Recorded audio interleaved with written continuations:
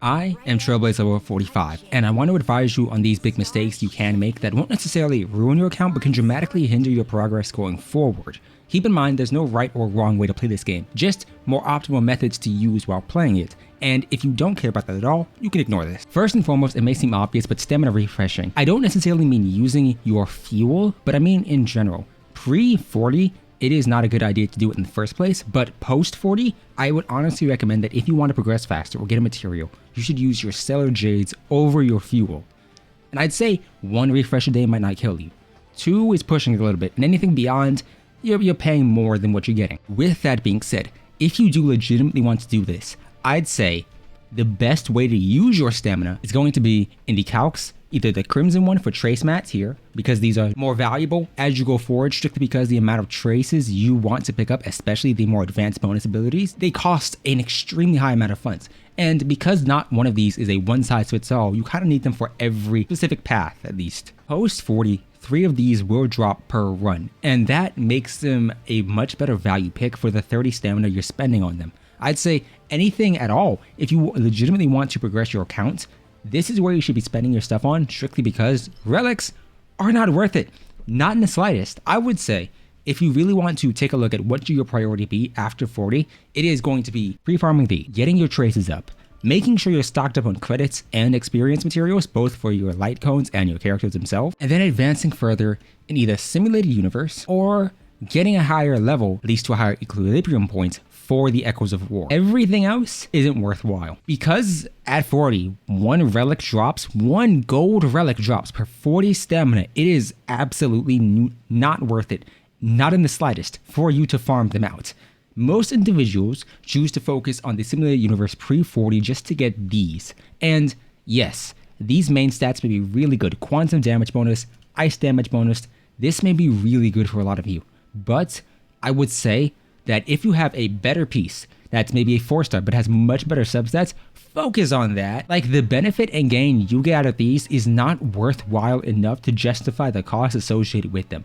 Because if you're looking at your characters and you're planning out who you want to ascend, hypothetically speaking, yes, I understand that you may not have a lot of characters right now. Hell, I don't have a lot of characters I want to ascend, but realistically, the materials I need, 5 here, that seems like such a small amount, but the moment you jump up to 40, your next ascension is going to be 15 and then 28 to get them to max. And even if you ignore that, you may legitimately want to use some of these characters down the line. And if you're looking at your main damage dealer, whether that's a Yanqing, whether that's a Silly, or any other unit, the jump up in material cost is so high that I honestly say this should be your top priority, at least for 1 to 2 weeks. Next up, over leveling and spreading yourself too thin. I know we have a small roster of characters, and I know you may legitimately want to build up somebody from every specific path and element, but it's not worth it.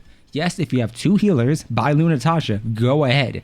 But you don't need to build up a main damage healer for every element. Because yes, Denheng may be great for breaking weaknesses of people who have a weakness to wind. And yes, Zila may be great for quantum. And Yanqing may be great for ice. But on a realistic note, the weakness break you're getting from a lot of these opponents may not be worthwhile in terms of the investment you're putting into these characters in the first place. I'd say build out 1 team of 4, then build out a team of 8 altogether. That is it. That's all you realistically need. Everyone else should come after your main team is done. And this is my main thing, traces. Yes, you may have a character you love and adore, like I do with Yanqing, but you don't need to pick up every trace.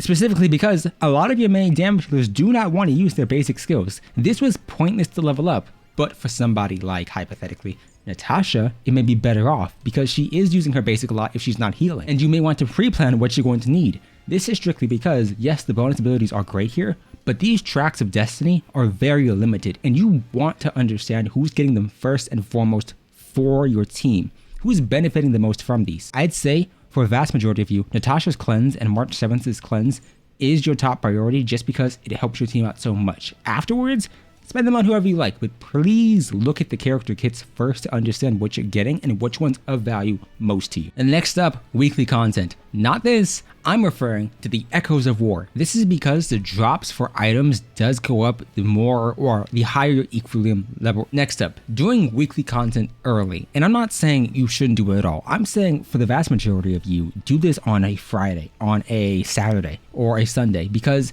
this scales up with your equilibrium level. And you may legitimately want to pick up some good items later on. This is a moot point. I'm not gonna sit on this too long. Just wait a while to do these. Don't wait 30 minutes, but please just wait longer, especially if you're close up. If you're like me and you're 45 and you know the trek to 50 is going to be so long and far away, go ahead and do them. It's not gonna cost you that much. But if you're close to 40 and you think you may be breaching over, wait a little. On this same note, because traces are expensive, and because there are a vast majority of you who may legitimately want to get those extra stats for your characters, whether it's a Bailu, whether it's a Tinyon, or whatever, please understand resource management.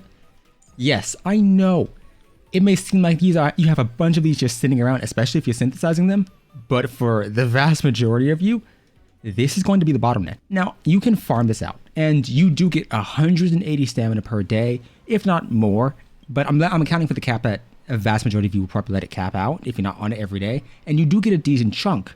But for the vast majority of individuals who are going to play this casually, you may be bottlenecked on resources because of how many characters you need, and because of the different areas you will need to farm this out.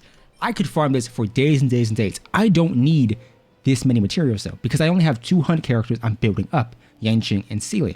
But I do have a Natasha and a couple abundance characters, a couple preservation characters. And if you're pre-planning for somebody else in the future, that kind of spreads your stamina out a bit too thin.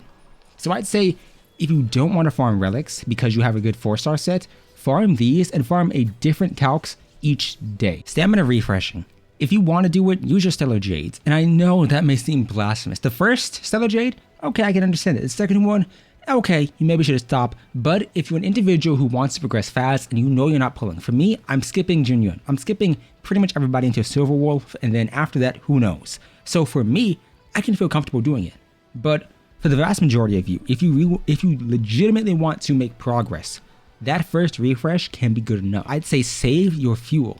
This is because if you're breaching into 40 and you don't want to farm, you are capped out per day on the amount of refreshes you can do, but not on the amount of fuel you can spend. I'd say spend your fuel at 50 or beyond. Don't spend it on relics. I did that. I spent it on relics. Do you see my account? Do these look like good relics to you? Is this really what you want? Do you want 24% break effect? No, you don't. I can tell you personally, I don't. So don't be like me. I'm not saying build your account out and get to a point. Never farm relics. Never farm trace materials. Never upgrade. But I am saying take it slow. Because, yes, I'm an individual who's beaten every world of Simulated Universe. If I go to Simulated Universe right now, I've beaten all these worlds. And not only have I beaten them, I've beaten their second difficulty. At least for the ones I can, 3 and 4, because 5 requires me to be a higher equilibrium level. And I've beaten the Forgotten Hall, for the most part. I haven't gotten 3 stars in every chamber, like 15 and 14. So, I don't think, at least from my perspective, that it's worthwhile for a lot of you to rush the content. And yes, that maybe seem obvious, but a lot of individuals do choose to rush because they want to get the characters geared out, because they want to push into the max potential. Please ignore this. We don't talk about this. And I don't think it's going to be worth it for a lot of you to do that. Take the game slow, farm out mats because you will be bottlenecked later on. And once you get to 40, once you get to mid 40s and your main team is built up, you can start focusing on characters you like. I like this character here. I can't pronounce her name in the slightest, but I think she's cute and I want to build her up. And if that's you, honestly speaking, the content that you'll be doing right now isn't difficult enough and isn't worthwhile enough to warrant speed running the game specifically to build up traces. Because if you're talking about Simulated Universe, proper buffs and proper paths can get you to that. If you're talking about Forgotten Hall, I'm going to be honest, many individuals won't be getting through Memory of Chaos, which resets to 3 or multiple stars. And the 60 gems you're getting is not worth the effort and time and insanity you will have to endure. So please take your time. Don't worry about the star rating of your relic. Don't worry if it's a 5-star. Don't worry if it's a 4-star. Just pick it up. You have the set. You're good. And if it has good subsets, even better. Because you don't want this. You don't want to be farming for a quantum damage set and get this for a set you're not going to use, but this for the one you want. I would instead advise all of you to play the game how you want. Don't focus on minimaxing. Don't focus on the relics and the light cones and all of that just yet. Get your main team built up, find out who you legitimately like, and learn how to play them. A lot of individuals, in my opinion, will be sucked into the mindset of summoning for Zile, or maybe getting Eidolons for her.